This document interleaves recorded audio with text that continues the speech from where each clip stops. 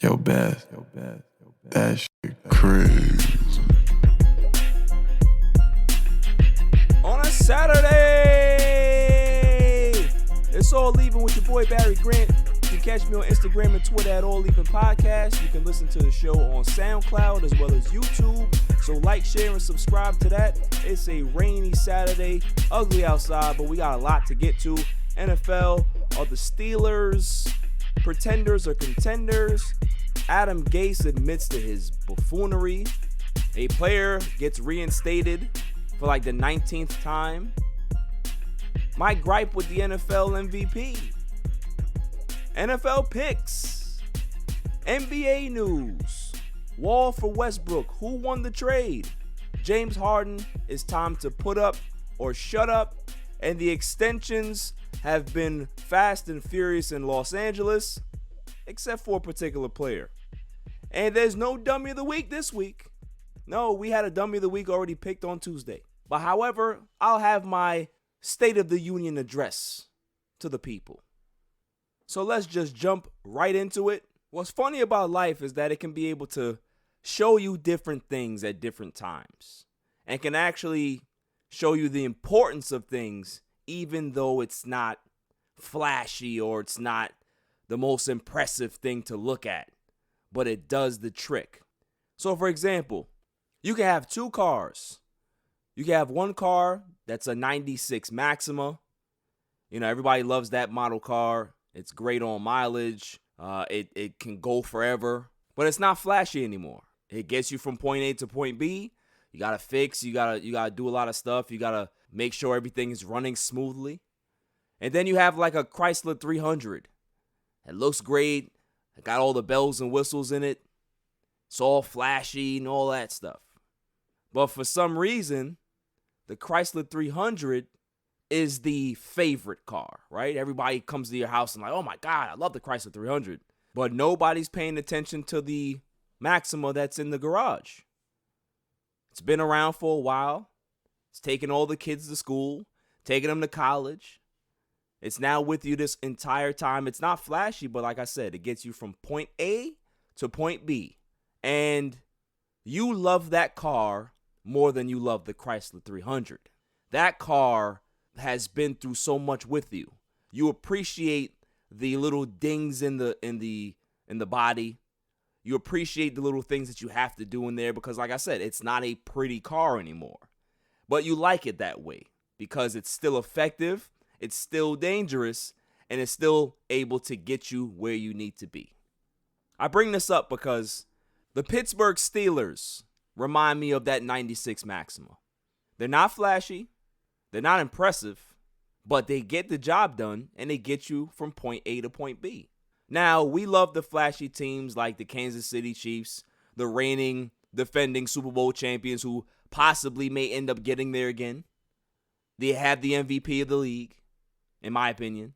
But those Pittsburgh Steelers, right now, are 11-0. They're not flashy. Hell, they barely scraped a win against the Baltimore Ravens this week in the COVID game on Wednesday. But they're 11-0. They can win ugly. They can win impressively, although they haven't been that impressive over the last 5 weeks or so. But this is why they're my favorite team to actually be able to get to the Super Bowl, because they can play any style. They can have the OK Corral shootout, high-scoring affair. They can win dirty in the trenches defensively. They can win a running game situation where the game gets ugly and the weather is bad. They have a quarterback that can be able to deliver the football in a timely fashion, clutch plays. They have great coaching. They have all facets of the game down packed. So what if they don't win pretty? So what? Everybody's like, oh, Pittsburgh's, they're one of the worst 11-0 teams I've ever seen. I beg to differ.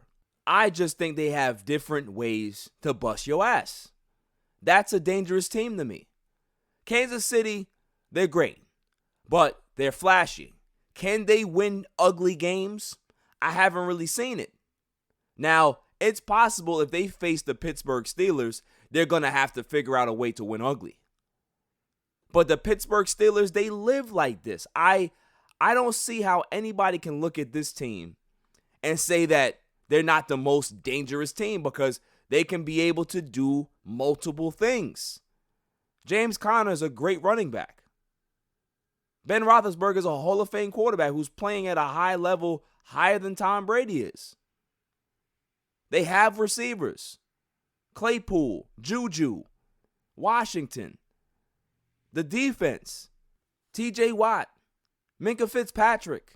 They have all of these guys that can be able to be super effective, and they can play different styles of football. So I hate when I hear these people, oh, Pittsburgh's still, okay.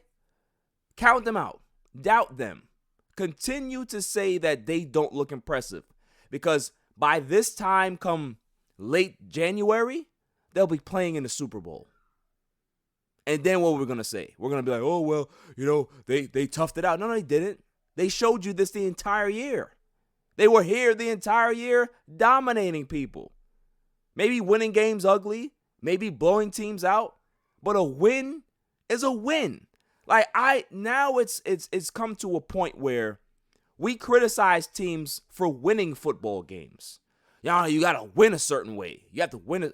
Isn't the goal to win the game? If I'm in the Super Bowl, my team is in the Super Bowl, and we win 17-16 off a 65-yard field goal, you're going to criticize the win? Because I only won by 1 point? Who gives a shit? It's about winning. Just like Herman Edwards said all those years ago, you play to win the game. It doesn't matter how it happens, just as long as you come out with the W. That's what football is about. It's not about dissecting how you won and, oh, well, this is a trend that could be able to show that they're not a good team. Bullshit. Stop it. Steelers are the best team right now in football, in my opinion, because they can win any way they want to. If you're a flashy team, they can air it out with you. They can get in the dirt and beat you up too. That's a good team to me. So I don't need to hear all these pundits with their extra stats and their analytic BS. It's exhausting. It's just like sometimes I think we forget that that's what the end result needs to be for an organization, for a team. A W. No matter how you get it, get the W. In other news, Adam Gase has come out and admitted that he hasn't done enough to help Sam Darnold develop. Does a pig make bacon? Like, this is the most non-story I've ever heard, but I'm still going to cover it. Why? Because it's the Jets. It's the Jets. Adam Gase said something that the world knew, that you have did Sam Darnold a complete disservice. You have destroyed this young man's career. So you're going to get fired, and he's going to lose his job because of your ineptitude. Not the fact that the kid is not talented. It's just the fact that you're such a bad coach. You're such an idiot that you could not develop this kid in a way that made the league look at him differently. This is a top 5 pick in the NFL draft that you've completely destroyed. He's not Mitch Trubisky. He's more talented than Mitch Trubisky, but you've turned him into Mitch Trubisky. It's terrible. And the sad part is that they're going to draft Trevor Lawrence, and they're going to have Trevor Lawrence in the same situation that Sam Darnold was in. No weapons, bad offensive line, bad running game, and God knows who the head coach is going to be. We have no idea. So he may end up being Sam Darnold 2.0. You can't do this to young quarterbacks anymore. You have to make sure that you protect them at all times. Protect their development. Not worry about your job. Not worry about what type of stuff you say to the media. But at the same time, am I shocked? No. Adam Gase has been a horrible coach his entire career. Everybody's like, oh, well, he helped Peyton. Just listen to how that sounds. That's like somebody saying, well, yeah, I helped Michael Jordan be who he is. Nobody helped Peyton Manning. Peyton Manning was great. Peyton Manning has been great. Adam Gase was just along for the ride. So because of Peyton Manning's greatness, it elevated his actual position. So he's not as good as Peyton Manning made him look. But everybody else was fooled, right? The Dolphins were fooled. The Jets were double fooled because even after his failures with the Dolphins, they still said, you know what? We're going to go back and look at those Peyton Manning years because, man, that Adam Gase, it's an offensive genius. Yeah. This is why the Jets are in the situation that they're in. It doesn't matter who the Jets draft. It doesn't matter who the Jets have in their organization. Something is always going to go wrong. It's always going to go wrong. So I hope Trevor Lawrence goes somewhere else. I hope. But if he does come here, I hope that they're able to make sure that this kid develops the right way. Put people in this organization to help him succeed. Just like how you see Justin Herbert over there with the Chargers. He's playing well. They have weapons. They have a good offensive line. So this is what you have to do to make a young quarterback succeed in the NFL. Do you think that Pat Mahomes would succeed if he was a Jet coming into year 2 of his career? No, he wouldn't. We would not be talking about Pat Mahomes this way had he not been in this particular perfect situation in Kansas City. Not saying that he wouldn't show his talent, but you wouldn't be able to see it every week because of the other inept parts that are a part of this team.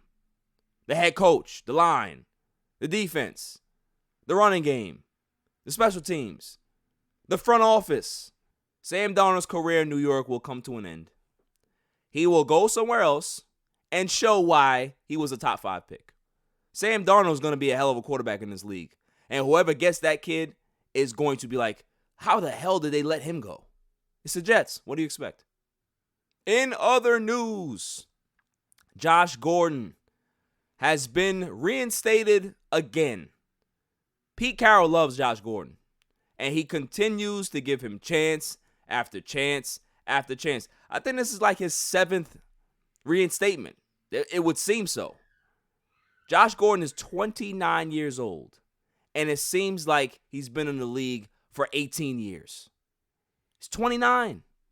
He still has talent there, but at some point, he is going to age out of the NFL. Shannon Sharp said that. At 29, he's still fine, right? But if he continues down this path where he's out of the league, he's back in the league, he's out of the league, he's back in the league. I just went through 2 or 3 years. He's now 32, and then nobody wants him. So I hope that he actually gets it right this time. He's had a lifetime of demons. I get it.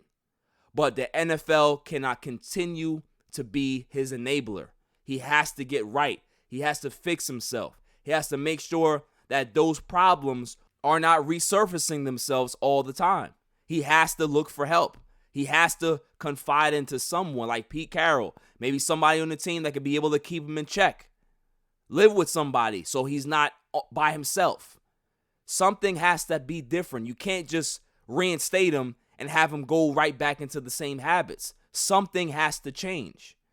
He has to be able to be held accountable. And he hasn't to this point. He really hasn't. But it really just goes to show you that talent always will win.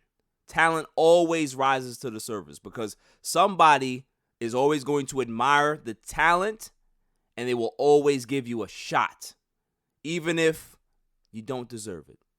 And I just want to get this out now, too. The NFL MVP has turned into the quarterback award. Why is it always, oh, well, this guy is the top MVP candidate? And when you look, they're all quarterbacks. Like, unless a running back rushes for 5,000 yards, he can't get into the MVP conversation. Or a wide receiver that puts up, decent yardage. He has to not. He got to put up 2,500 yards receiving. He got to catch 198 passes. He got to, get 25 touchdowns. That's the only way that those guys will be able to get some recognition in regards to an MVP suggestion. It's just nonsense. So just change the name. Change it to the John Elway Award or the Tom Brady Award. Just make it the quarterback award because it just bothers me. Like, there's other positions that are actually good as well. Yes, the quarterback position is the most important one in the team. The quarterback is your leader. Blah, blah, blah. But come on now. Everybody's an MVP. So come on. Let other positions get the accolades too. Let them have a chance to be an MVP. I'm tired of just seeing every year MVP, quarterbacks. It's just, it's exhausting. Do something different. This is why I love baseball, because baseball has their own pitching award, the Cy Young. That doesn't interfere with the AL MVP or the NL MVP. But if there's a pitcher that has been so dominant that he can win both awards, then so be it. But it's not exclusive for a pitcher to win an MVP award in baseball. That's what the Cy Young is there for. That's their award. So maybe the NFL needs to do this, because I'm tired of seeing quarterbacks win the MVP. It's just nonsense. They're not the only good position. There's other great players around the league too, at other positions. I sound like an old man. Whatever. Coming up after the break, my NFL picks on a Saturday. It's all even. I am so stressed because I hate my job. Let me guess. You're at a dead-end job and find it hard not to press the snooze button? Well, come down to Connecticut School of Broadcasting. We have campuses in Westbury, New York, Boston, Connecticut, New Jersey, North Carolina, Georgia, and Florida. Develop your skills in broadcast media that include audio production, television, radio, and sports broadcasting. Learn from industry professionals in a small, intimate class setting for a better experience. The hands-on training is second to none. And if you're worried about what to do after graduation, the Connecticut School of Broadcasting helps you to get job placement. Take it from me. It took me 7 years to get here, and it's been the best time of my life. Go to gocsb.com or dial 1-800-887-2346 for a studio tour. And who knows, maybe you'll be the next media superstar. Welcome back, y'all. So let's get into it. NFL picks. Let's go. Week 13. The first game that we're going to talk about is going to be the Saints and Falcons. Saints are 9-2. Falcons are 4-7. They're not playing too bad. They're playing inspired football. Saints will win this game 24-20. They're not going to score much points, but they know how to get Taysom Hill involved, know how to rush the ball effectively. They're going to be able to do that all night. Taysom Hill will be a factor. Kamara is going to be a factor. And although the Falcons defense has been playing better over the last few weeks, they're not going to have a chance against this Saints offense in regards to the rush. And then, Taysom Hill can make some plays in the passing game as well. Defensively, the Saints have been playing well, so they're going to be able to win this game and win it easily. Next game we're going to have after this is going to be the Lions and Bears. Lions are 4-7. They fired their head coach. They fired their GM. Can they be able to right the ship and possibly finish 9-7? No. The Bears, 5-6. They're on free fall. Somebody has to win this game. One of these two bad teams has to win this game. And guess who I'm going with? I'm going with the Lions. I had the Lions winning this game 27-17. I think that Matthew Stafford has a good game. I don't think that the Bears are going to be playing inspired football. They just look like a team that's lost. Matt Nagy has lost this team. I don't think that whatever they're doing offensively is working. They just look terrible. Nick Foles looks bad. Mitch Trubisky is going to start. He looks bad. So it's just, I really don't know what's going on there, but they're going to have to really, really overturn this thing and overhaul it, get everybody out and start clean. Next game after this is going to be a game of two 8-3 teams, Browns and Titans. I had the Titans winning this game and winning it easily, 31-24. Derrick Henry is going to continue his dominance. I see Derrick Henry going for 125 yards, probably 2 touchdowns. Baker Mayfield is going to have a rough evening. There's no way he's going to be able to be effective against this Tennessee defense. They're going to get at him. They're going to rush him. They're going to pressure him. They're going to get that ball out quickly. And when you get the ball out of Baker Mayfield's hands quickly, he makes bad decisions. And trust me, he will give the ball to the other team frequently in this game, and they will lose. Next game after this is going to be the Bengals and Dolphins. Bengals are 2-8-1. They lost Joe Burrow for the season, so you can pretty much pack it in for the Bengals. For the Dolphins, they're 7-4. They'll be able to win this game. I have the Dolphins winning 30-20, and they win this game handily, get to 8-4. They end up being right there in the thick of things for the AFC East crown, and things will get interesting going forward in that division. Next game after this is going to be the Jaguars and Vikings. Jaguars are 1-10. Vikings are 5-6. Jaguars have been playing very, very good football over the last 2 weeks. Have they won? No. But defensively, they've played really well. I had the Vikings winning this game, though, because they're a better team. They have the better defense. Obviously, they have the better quarterback. They have everything better right now. Dalvin Cook is a beast. I want to see if the Jaguars can be able to contain Dalvin Cook, but nobody else in the league has been able to, so I don't expect them to. Final score, Vikings 35, Jaguars 17. Next game after this is going to be the Raiders and Jets. Raiders are 6-5, and they got blown out by the Falcons last week in an embarrassing game, but they are playing the Jets, who are 0-11. I have the Raiders winning this game and winning it big. They win 35-15. Derek Carr bounces back. He has a good game. I believe that Josh Jacobs finds the end zone a couple times as well.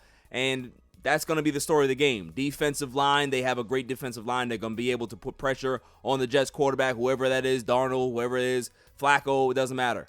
They're going to be able to put pressure on this team and cause turnovers, and the Jets won't have a shot, as usual, like every week.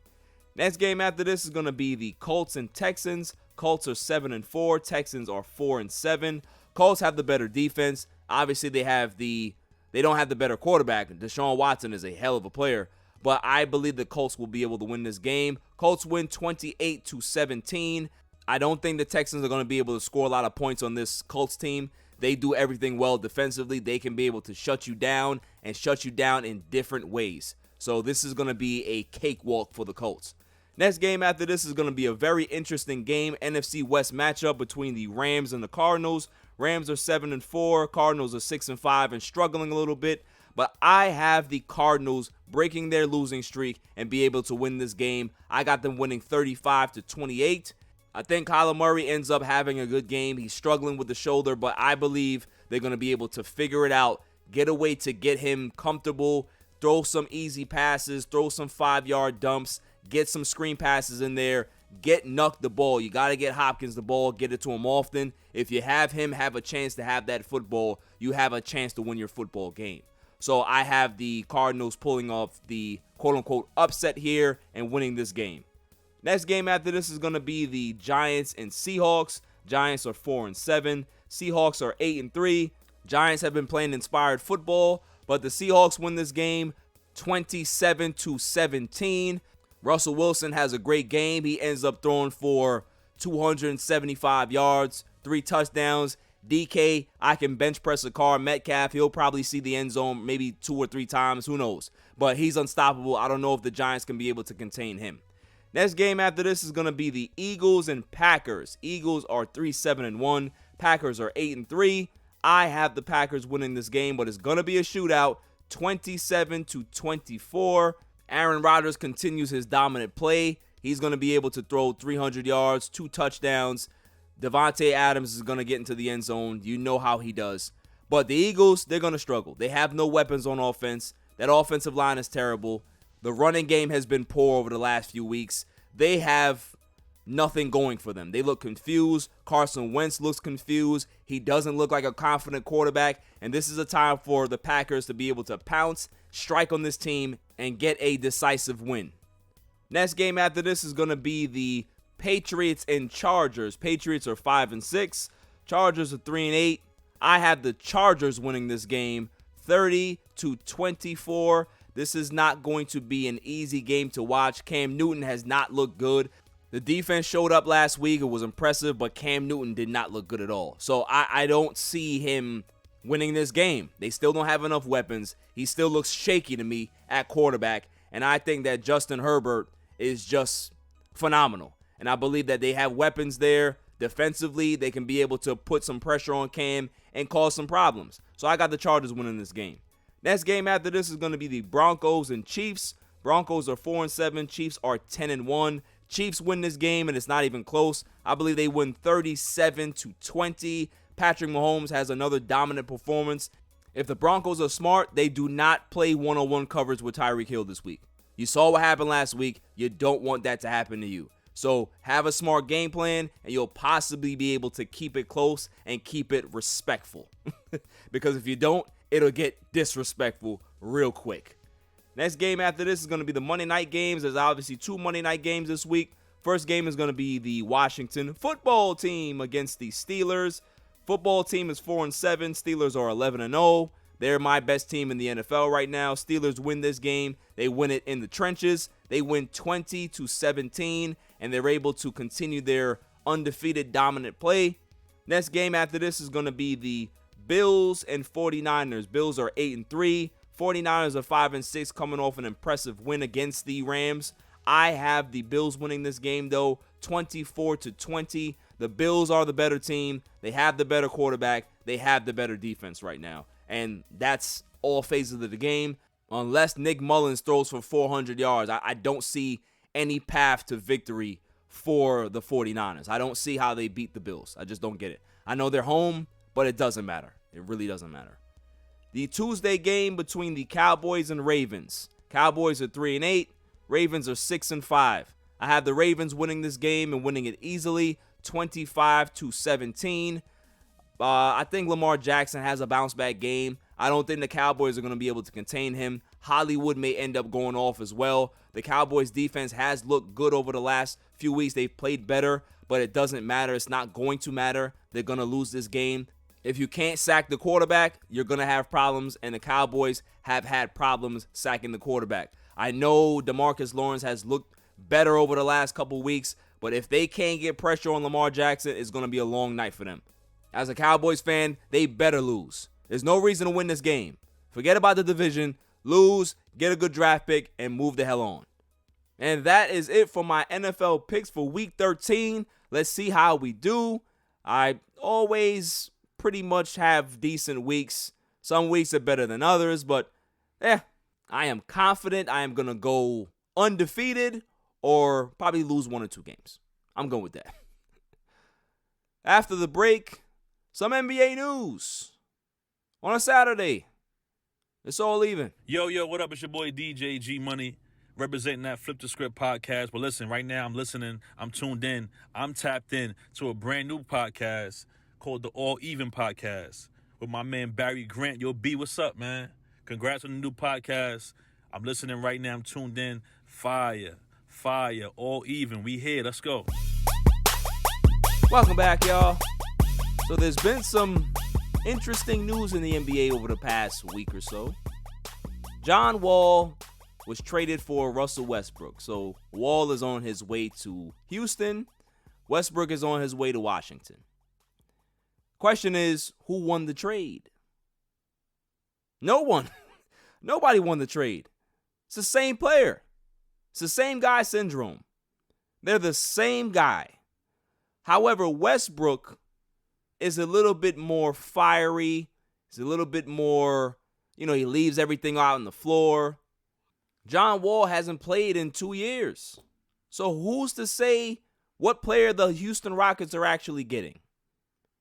It's an interesting situation. It was the only trade to actually make for both parties because they have the exact same contract.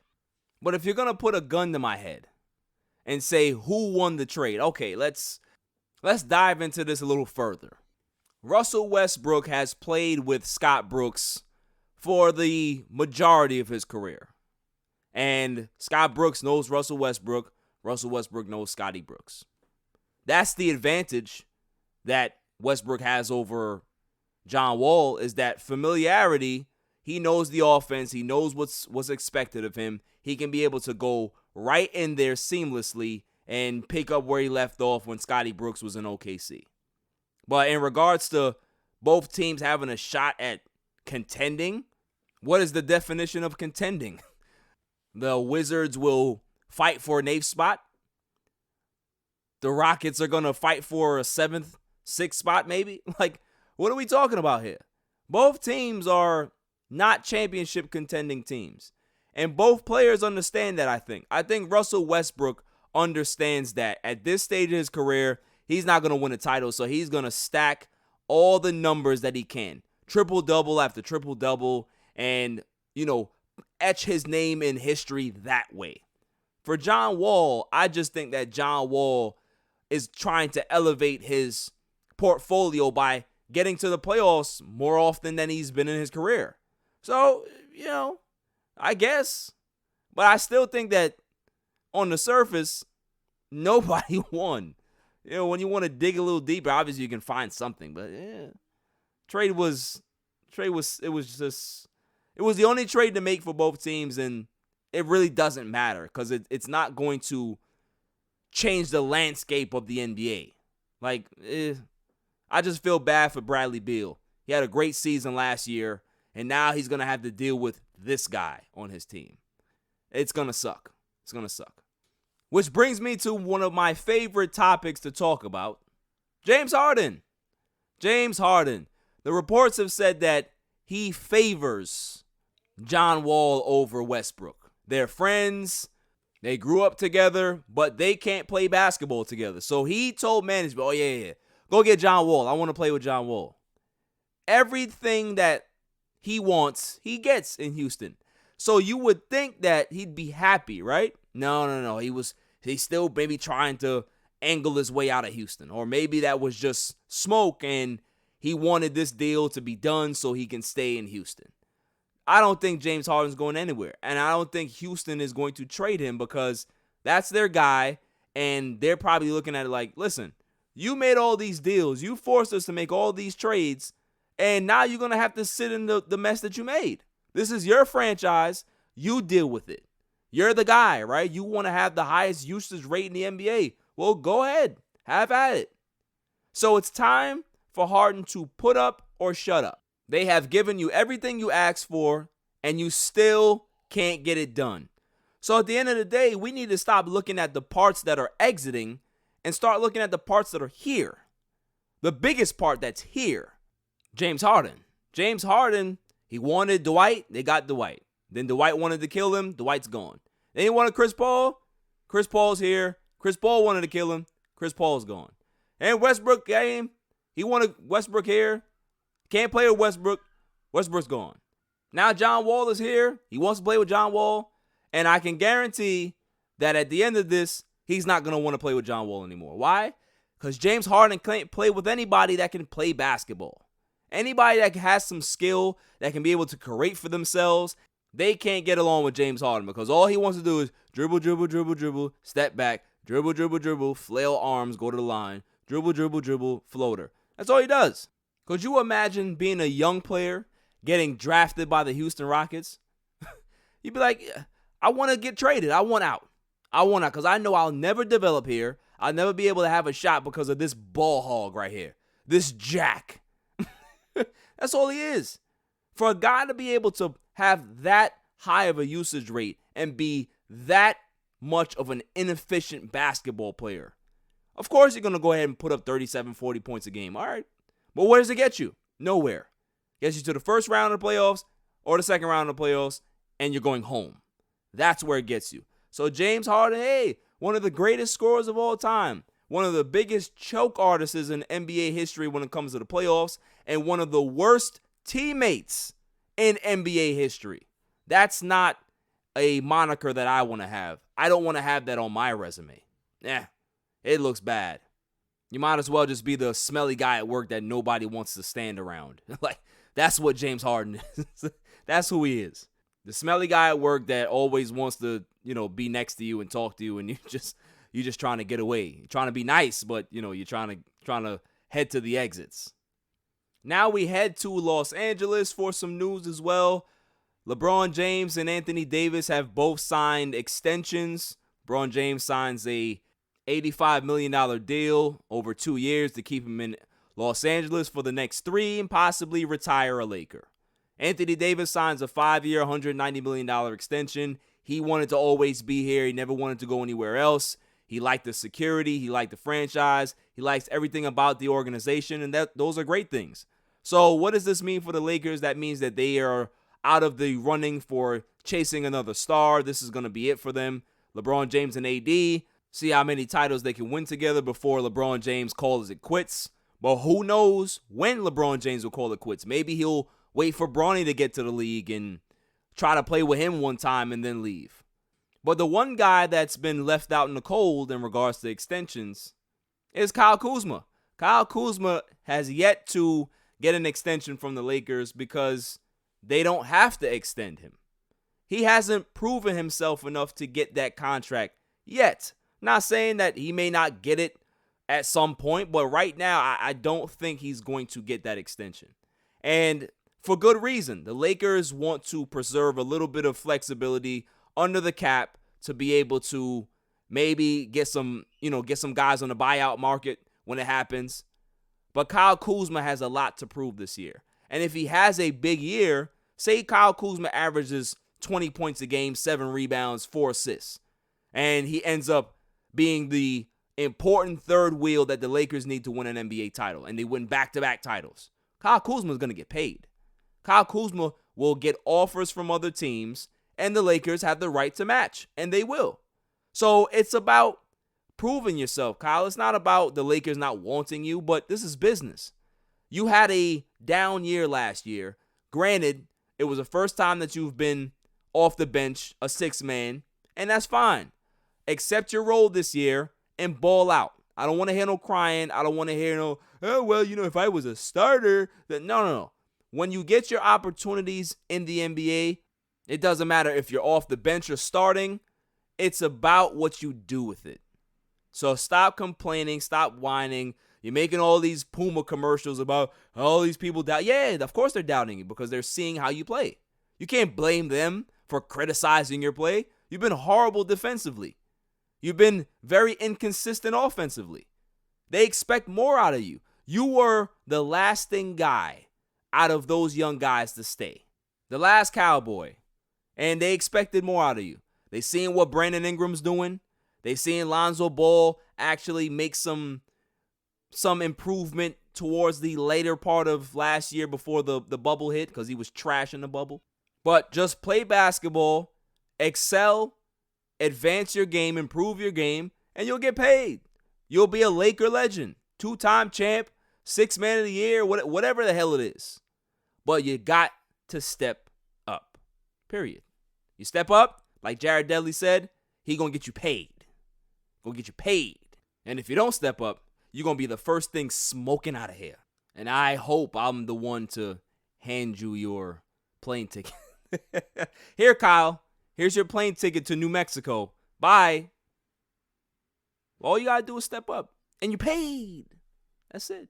Before I go, though, I'd like to make a comment on those Clippers. You're hearing all of these things come out, and Paul George is blaming this guy, and then you're hearing reports about Kawhi. And you know what's crazy about the Clippers and Kawhi Leonard to me is that it's like a big brother, little brother syndrome. Like LeBron James, to this day, when people talk about LeBron James and they hate LeBron James, they always mention the 2011 playoffs, right? Oh, he choked in the finals against the Mavericks. It's a black mark on his career.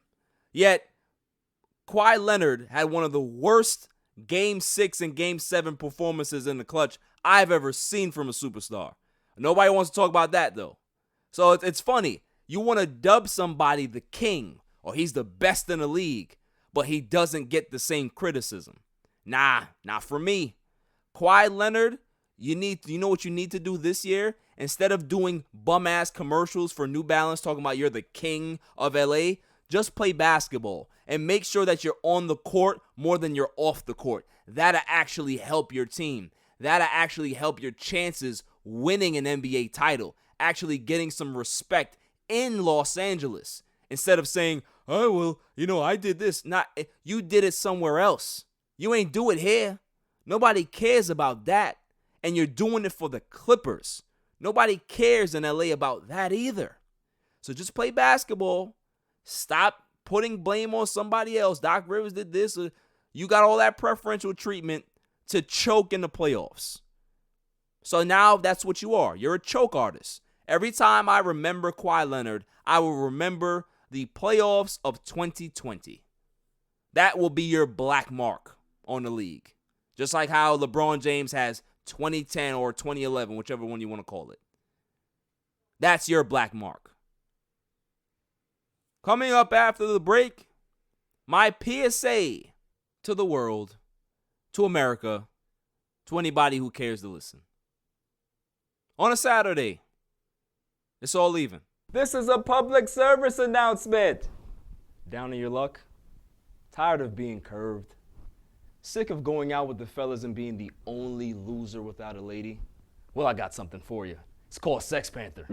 Legend has it that it's made out of real bits of real panther, so you know it's good.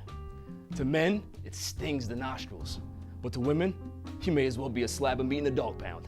And that's not all it does. You could be getting ready to see that special fox and disaster hits. No money in the budget for gas, only dinner for two. No problem. The fumes from Sex Panther can give your car 38 miles to the gallon. Sold you yet? I thought so. For $69.99, go from unlovable loser to the cock in the walk. Sex Panther. 60% of the time, it works. Every time. Welcome back, y'all. So we're going to do things a little differently today because obviously Dummy of the Week was already picked. Nate Robinson's in the Hall of Fame for Dummy of the Week. He is elite. He made history for Dummy of the Week because I've never announced a winner with the first Dummy of the Week. So kudos to Nate Robinson. His big mouth has made history. His hand skills didn't, but his big mouth did. But that's not what I want to talk about. I want to talk about something more important. I read that Timberwolves superstar Karl-Anthony Towns has lost 7 family members to COVID-19. 7. And, I've had friends that lost a lot.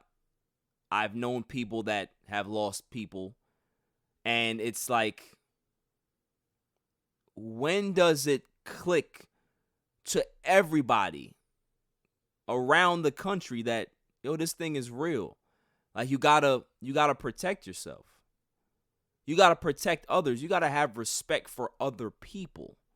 Like, for example, if I'm going somewhere or I'm having a gathering or whatever, or if I'm just in my house, I'm gonna make sure that if I'm out in the street, I did shopping, I'm gonna come home, I'm gonna make sure I sanitize myself and sanitize my clothes and kind of stay away from people for a little bit, just out of the respect of your family members that you love. Now, why can't that be the same respect or treatment that you give to other people outside? All of these people, they're talking, I don't want to wear a mask. Y'all see what's going on outside? This thing it's serious. It's real. People are dying. And you still have the attitude is that you don't care about your fellow Americans. You don't care about your fellow people. You care about the people in your household, but you're going to walk outside and not wear a mask. You're going to walk outside and rub shoulders with somebody or have an argument and be in close proximity with somebody. All we have to do as a country is to follow the guidelines for a little bit so things can get better. That's all they're asking. It's just to do what we got to do for a little bit so we can get back to some type of normalcy in our life. If we got to be in stay-at-home guidelines or whatever it is, shelter in place or whatever it is for 3 weeks, a month, do it.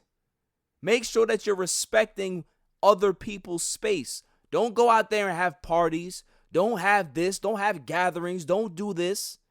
Like, is it that hard for you to just stay your ass at home and do what you got to do for a little bit so you can be able to enjoy the life that you want to live later? Doesn't that make sense? It says, I'm an American.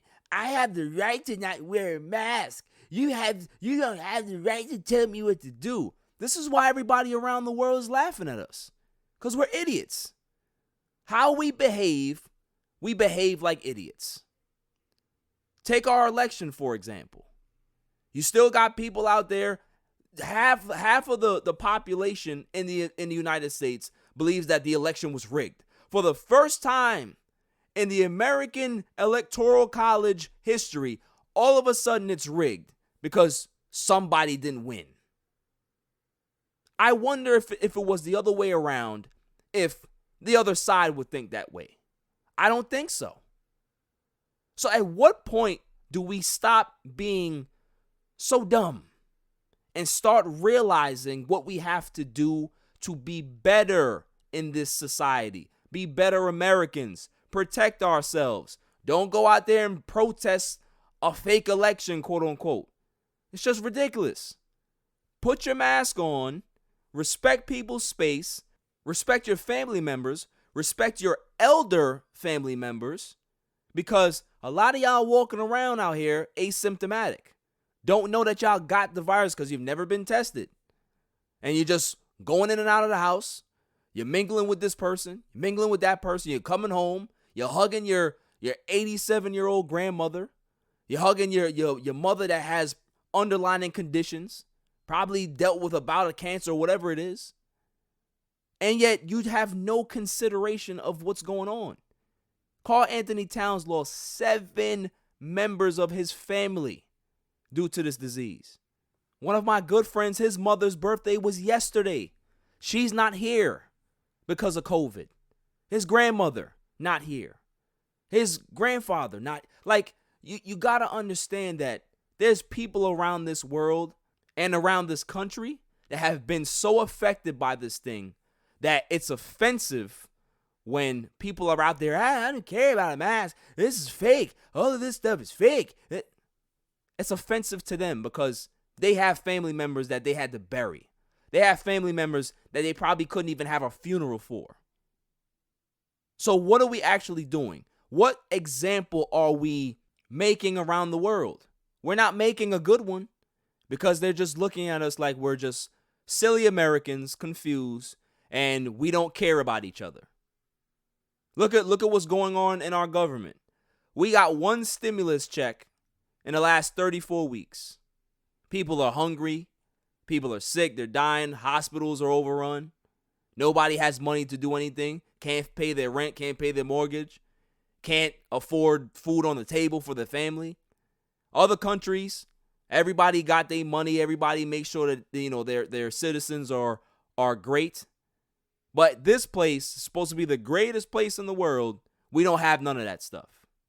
It's time for everybody to change. It's time for everybody to wake the hell up, stop being idiots, and start doing the right thing. That's my PSA for this week. That's all for this show. That's all for this week. I'll see you guys next week on Tuesday. So until then, stay safe, stay smart. Peace. You can catch me on Twitter and Instagram at All Even Podcast. Listen to the show on SoundCloud and check out my YouTube channel, All Even Podcast. And don't forget to share, like, and hit that subscribe button.